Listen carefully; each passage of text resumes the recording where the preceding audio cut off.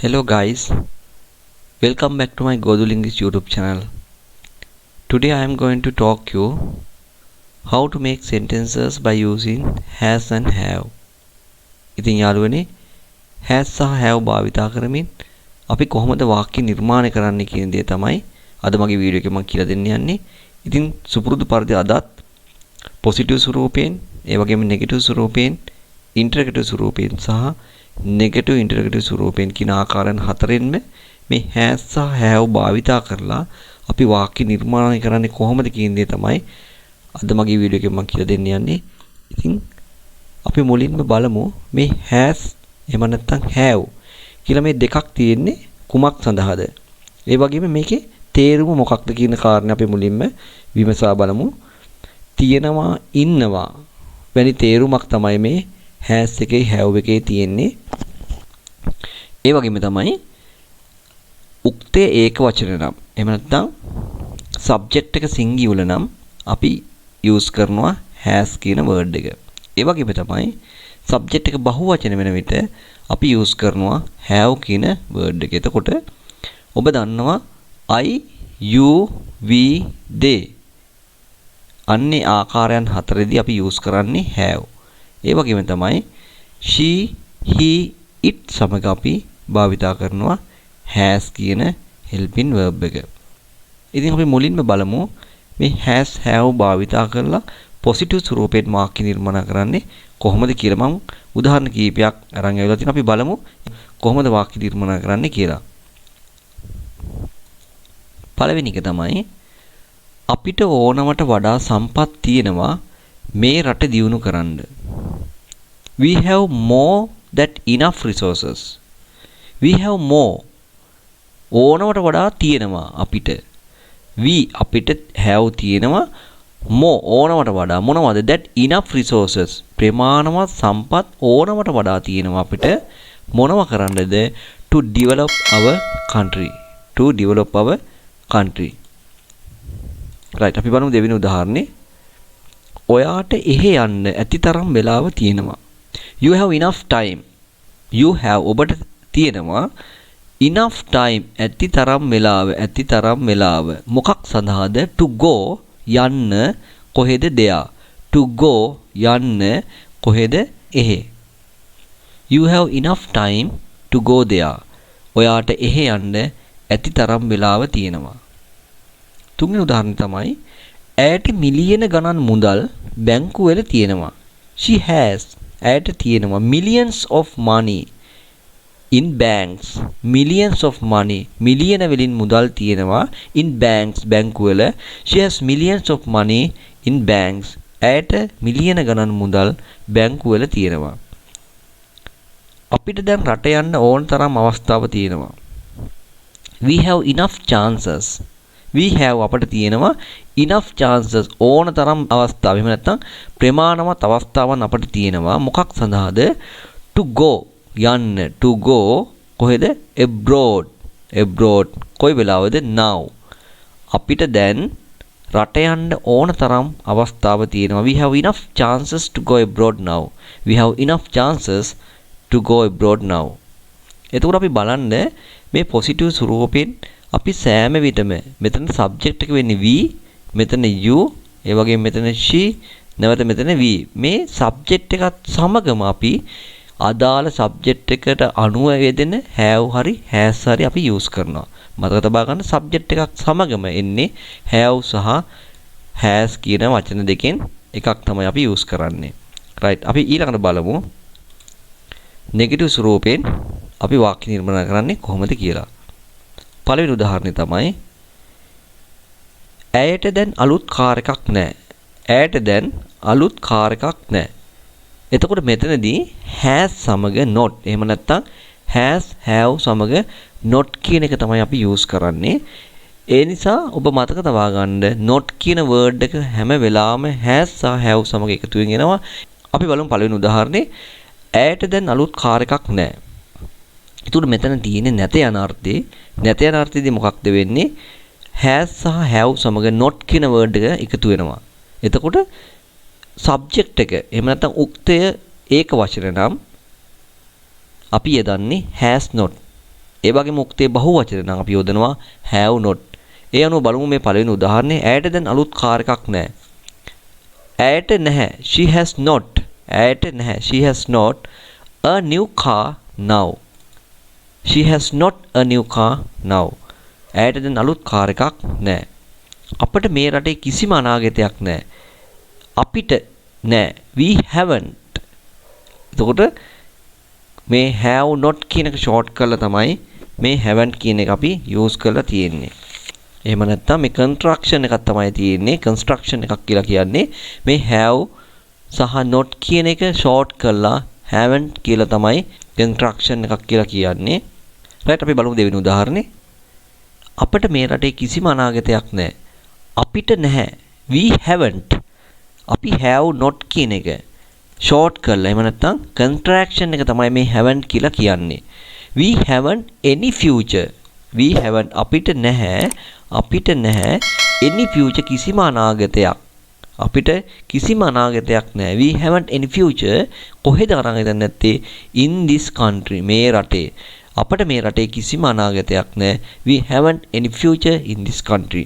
මේ sentence එකෙත් අපි haven't use කරේ subject එක බහුවචනයක්. එහෙම නැත්නම් we කියන්නේ අපි කියන්නේ බහුවචනයක්. ඒ නිසා තමයි අපි haven't කියන word එක use කරේ. තුන්වෙනි උදාහරණ තමයි දැන් අපිට ඒ ගැන කියන්න කිසිම දෙයක් නැහැ. We have nothing. දැන් මෙතන අපි have සමග not use කරලා නැහැ. නමුත් අපි use කරලා තිනවා nothing කියන word එක. එතකොට nothing කියන එකේ mean කරන්නේ කිසිම දෙයක් නැහැ කියන අදහස. මේ nothing කියන්නේ කිසිම දෙයක් නැහැ කියන අදහස. ඒ නිසා ඒ නැත කියන අර්ථය මේ nothing එකේ ඇතුලේ තියෙන නිසා අපි නැවත have සමග not කියන word එක use කරන්නේ නැහැ. ඒ නිසා දැන් අපිට ඒ ගැන කියන්න කිසිම දෙයක් නැහැ. We have nothing to tell. We have nothing to tell. අපිට කිසිම දෙයක් නැහැ කියන්න about ගැන. මොකක් ගැනද? that then now. මෙන්න මෙහෙමයි වාක්‍ය නිර්මාණය වෙන්නේ. We have nothing to tell about that now. We have nothing අපිට කිසි දෙයක් නැහැ to tell කියන්න about that ඒ ගැන now then. දැන් අපිට ඒ ගැන කියන්න කිසිම දෙයක් නැහැ. We have nothing to tell about that now. අපි බලමු අන්තිම උදාහරණේ. ඔහුට ඒ ආයතනය දියුණු කරන්න සැලසුමක් නැහැ. එතකොට ඔහුට කියන්නේ ඔහු කියන්නේ he කියන්නේ ඒක වචනයක්. So we use has. Always we use has with the singular subject. Okay? Right, we has no plan to upgrade that institute. We has no අපිට නැහැ plan සලස්මක් to upgrade කියන්නේ දියුණු කරන්න. upgrade කියන්නේ දියුණු කරන්න. that institute ඒ ආයතනය. He has no plan to upgrade that institute. ඔහුට ඒ ආයතනය දියුණු කරන්න සලස්මක් නැහැ. right අපි බලමු interrogative එහෙම නැත්නම් question form එකෙන් වාක්‍ය නිර්මාණය කරන්නේ කොහොමද කියලා. right මෙතනදී අපි has එහෙම නැත්නම් have කියන helping verb එක වාක්‍ය මුලට ගන්නවා. ඒ වගේම තමයි වාක්‍ය අගට අපි යොදනවා ප්‍රශ්නාර්ථය. ඒක තමයි question form එකේ ඔබ මතක තබා ගත යුතු ප්‍රධාන කාරණා දෙක. ඒ අනුව ඔයාගේ කාර්යාලයේ දැන් ඔයාට මොකක් හරි ප්‍රශ්නයක් තියෙනවාද? Have you any trouble? Have you තියෙනවද any trouble කිසියම් ප්‍රශ්නයක් in your office? In your office now then. දැන් ඔයාට ඔයාගේ කාර්යාලයේ මොකක් හරි ප්‍රශ්නයක් තියෙනවද? Have you any trouble in your office now? Have you any trouble in your office now? right අපි බලමු දෙවෙනි උදාහරණේ. ඇයට පන්තියට එකතු වෙන්න අදහසක් තියෙනවද? දැන් මෙතනදී what is the subject? Subject is she. So we use the helping verb has. උක්තය එහෙම නැත්නම් subject එක ඒක වචනය. මොකක්ද ඒක වචන වෙන්නේ? මෙන්න මේ she. she නිසා තමයි අපි has කියන එක වාක්‍ය මුලට ගන්නෙ. Has she any idea? ඇයට මොකක් හරි අදහසක් තියෙනවද? Has she any idea to join? එකතු වෙන්න the class. පන්තිය සමග එකතු වෙන්න. ඇයට පන්තියට එකතු වෙන්න අදහසක් තියෙනවද? Has she any idea to join the class? Has she any idea to join the class? ප්‍රශ්නාර්ථ වාක්‍යයකට එකතු වෙනවා. ඔයාට මොකක් හරි ප්‍රශ්නයක් තියෙනවද? Have you any problem? Have you any problem? දැන් මෙතන What is the subject? Subject is you. So we use the helping verb have. උක්තේ you නිසා අපි youth එක හැම වෙලාවෙම යොදන්නේ have. ඒ නිසා තමයි අපි have කියන එක වාක්‍ය මුලට ගත්තා. අවසානයේ ප්‍රශ්නාර්ථය යොදලා තියෙනවා. ඔයාට මොකක් හරි ප්‍රශ්නයක් තියෙනවද? Have you any problem? ඔබට මොකක් හරි ප්‍රශ්නයක් තියෙනවද? ඔයාට ඒ වැඩේ කරන්න ඇතිතරම් වෙලාව තියෙනවද? Have you enough time? ඇතිතරම් වෙලාව ඔයාට තියෙනවද to do කරන්න මොකක්ද that work A වැඩය have you enough time to do that work ඔයාට ඇතිතරම් වෙලාව තියෙනවද මේ වැඩේ කරන්න have you enough time to do that work මෙතනදී subject එක වෙන්නේ මොකක්ද you ඒ නිසා අපි have කියන එක වාක්‍ය මුලට යොදලා තියෙනවා වාක්‍ය අගට ප්‍රශ්නාර්ථයකින් අපි අවසන් කරලා තියෙනවා right අපි ඊට පස්සේ බලමු negative interrogative form එකෙන් අපි කොහොමද වාක්‍ය ගොඩනගන්නේ කියලා මෙතනදී subject එක අනුව අපි තීරණය කරනවා have දෙන්නේ has ද කියලා ඒ වගේම has සහ have සමග not කියන word එක එකතු කළා අපි වාක්‍යයේ මුලට ගන්නවා අවසානයේ වාක්‍යයේ අගට ප්‍රශ්නාර්ථය යොදනවා අපි බලමු පළවෙනි උදාහරණේ ඔයාට හමුදාවට සම්බන්ධ වෙන්න මොකක් හරි අදහසක් නැද්ද haven't you එතකොට මේ haven't කියන්නේ have not කියන එකයි කෙටි කරලා එතකොට contraction එක තමයි මේ haven't කියලා අපි මෙතන use කරලා තියෙන්නේ contraction එක haven't you any idea මොකුත් අදහසක් නැද්ද any idea කිසියම් අදහසක් නැද්ද මොකටද to join සම්බන්ධ වෙන්න to join සම්බන්ධ වෙන්න මොකටද the army හමුදාවට ඔයාට හමුදාවට සම්බන්ධ වෙන්න මොකක් හරි අදහසක් නැද්ද haven't you any idea to join the army අපි බලමු දෙවෙනි උදාහරණය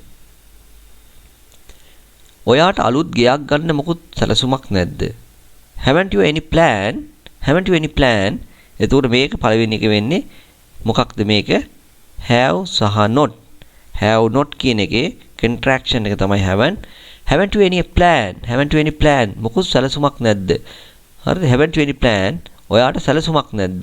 ඔයාට සැලසුමක් නැද්ද to buy මිලදී ගන්න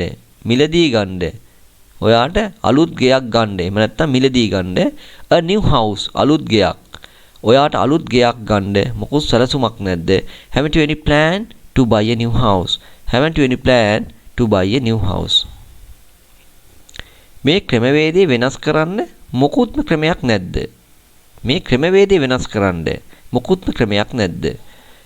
have you no way මෙතනදී අපි you subject එක නිසා have කියන එක යොදලා තිනවා ඒ වගේම not කියන එක වෙනකොට අපි no කියන එක තමයි යොදලා තියෙන්නේ have you no way ඒ කියන්නේ විදිහක් නැද්ද ක්‍රමයක් නැද්ද to change වෙනස් කරන්න this system මේ ක්‍රමවේදය එහෙමනම් අපි බලමු වාක්‍ය කොහොමද නිර්මාණය වෙන්නේ කියලා මේ ක්‍රමවේදය වෙනස් කරන්න මොකුත් ක්‍රමයක් නැද්ද have you no way to change this